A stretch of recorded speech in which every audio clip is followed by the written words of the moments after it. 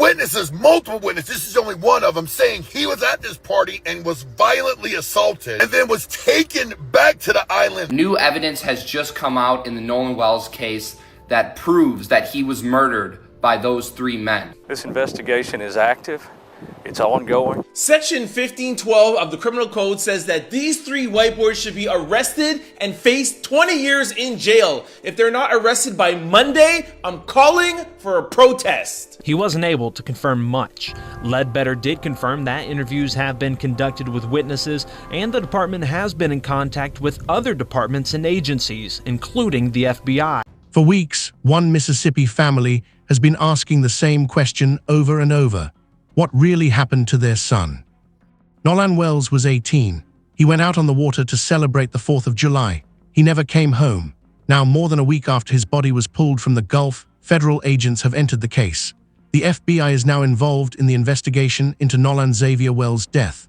The Federal Bureau of Investigation is assisting the Jackson County Sheriff's Department in the investigation into his death. But before you assume that means a breakthrough, here's what you need to know. The FBI isn't taking this case over, and their involvement isn't just about Nolan's death, it's tangled up with something else entirely.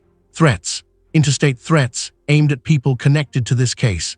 So what actually changed? Why now? And does federal involvement mean investigators are finally close to answers, or does it mean this case is more complicated than anyone realized? 60 witnesses have already been interviewed. The friends who were with Nolan that day have lawyered up. And the independent autopsy the family demanded still hasn't been released.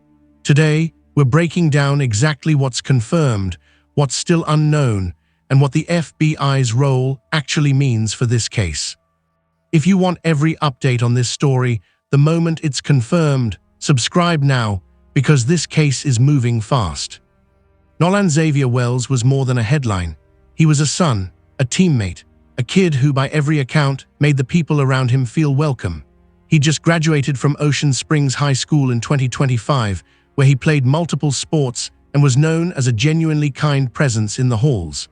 That fall, he was set to play wide receiver at Southwest Mississippi Community College, chasing a future built around the game he loved. The night before he disappeared, Nolan made his family salmon for dinner. It was an ordinary night, a last ordinary night as it turned out. His mother, Christine Wonsley, has described her son in the simplest terms possible. She said Nolan never met a stranger, that he loved everybody, and that all he wanted was peace between people.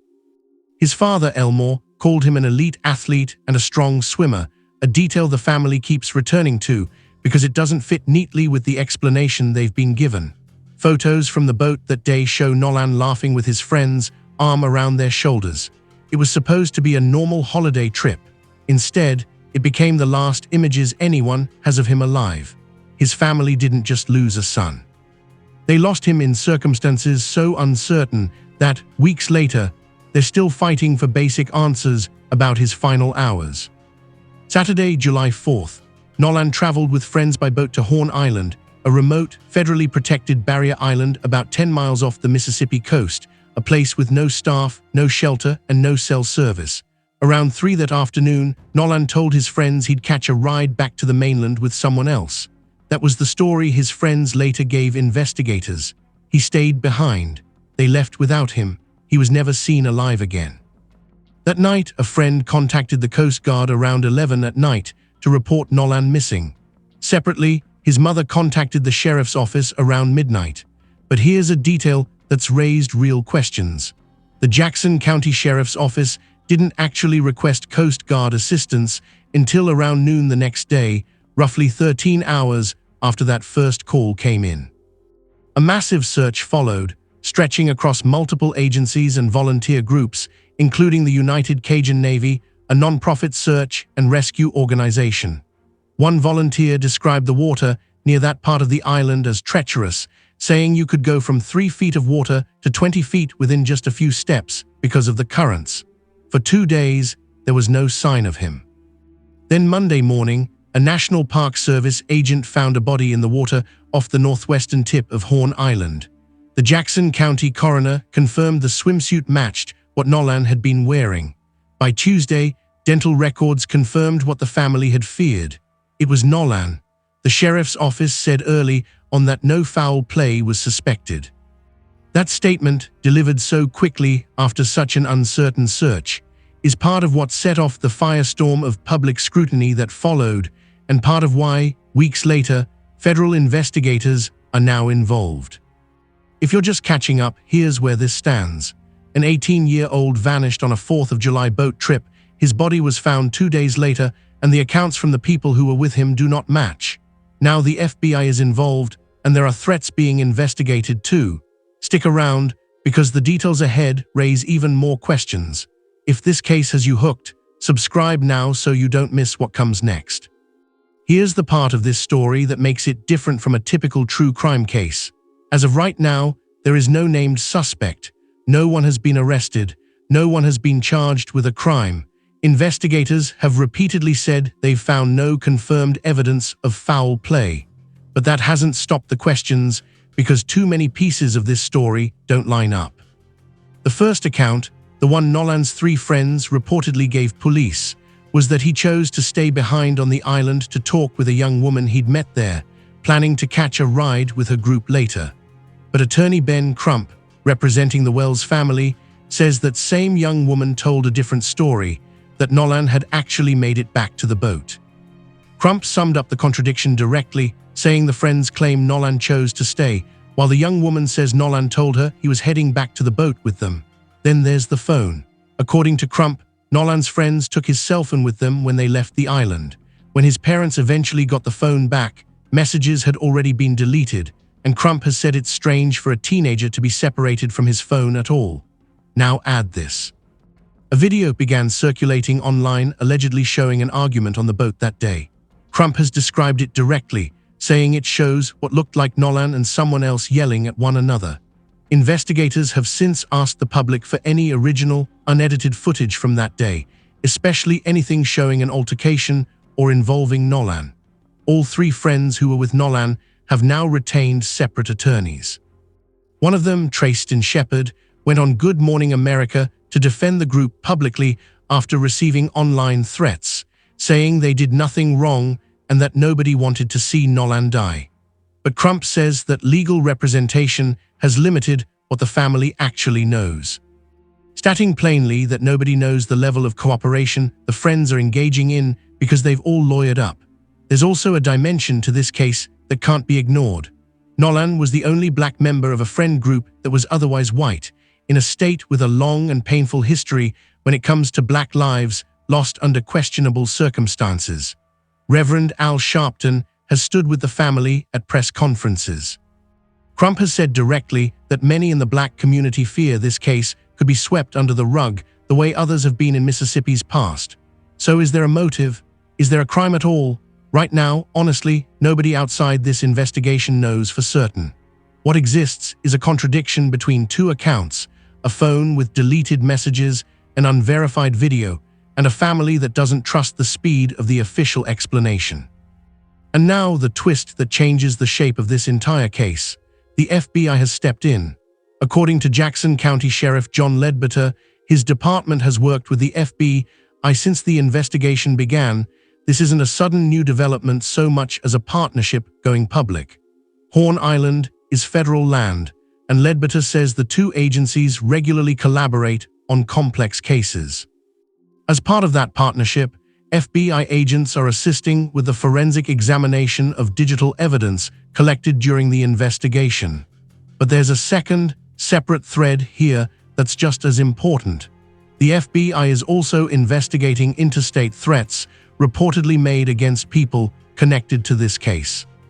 That effort is being run completely separately from the death investigation itself, and officials haven't released any further details about who received those threats or who's suspected of sending them. Meanwhile, the numbers behind this investigation are staggering for a case with no confirmed crime.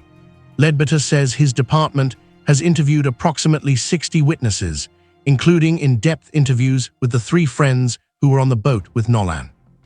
District Attorney Angel Myers McIlrath has confirmed her office is offering support to law enforcement as the case develops. The independent autopsy, commissioned by the Wells family and conducted in Washington, D.C., was expected to be released Friday, July 10th. It wasn't. Crump's team said the delay was due to cancelled flights, and as of the most recent reporting, those results still hadn't been made public. The state's official autopsy is facing its own delay.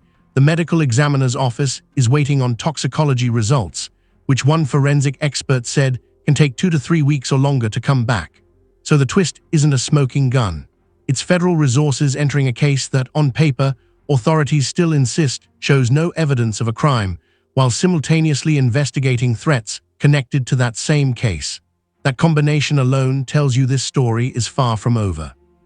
Where does this case stand right now? It remains classified as an active death investigation, not a homicide. Officially, there's still no confirmed evidence of foul play, no suspect and no charges, but the investigation is clearly not slowing down. Sheriff Ledbetter said publicly that recent public tips have been extremely valuable, telling reporters that the call for information they put out last week has been very productive for the case. Both autopsies, state and independent, remain pending. Either one could shift this entire story in a new direction the moment results are released. For Nolan's family, every day without answers is its own kind of grief. Christine Wonsley has said she respects law enforcement, but that the rush toward an accidental drowning explanation left her and Elmore deeply uncomfortable. She said plainly that what the family wants is transparency, and that at the end of the day, they just want answers about why their son didn't come home.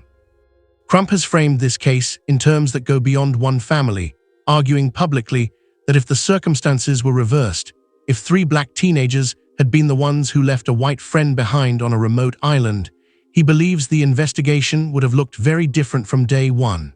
That claim hasn't been confirmed or denied by investigators, but it's part of why this case has drawn national attention far beyond the Mississippi coast. It's important to be clear about what we actually know. No one has been arrested. No one has been charged.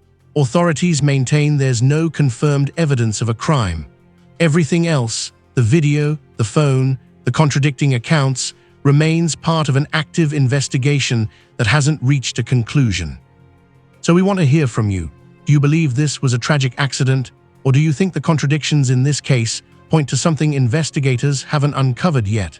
And now that the FBI is involved, do you think this family is finally going to get the transparency they've been asking for? Drop your thoughts in the comments below. And if you want to see the next update on this case the second it's confirmed, make sure you're subscribed. Nolan Wells was 18 years old. He was a son, a teammate, and by every account from the people who knew him, someone who made others feel like they belonged. Whatever the truth turns out to be, he deserves more than speculation. He deserves the full story. Rest in peace, Nolan.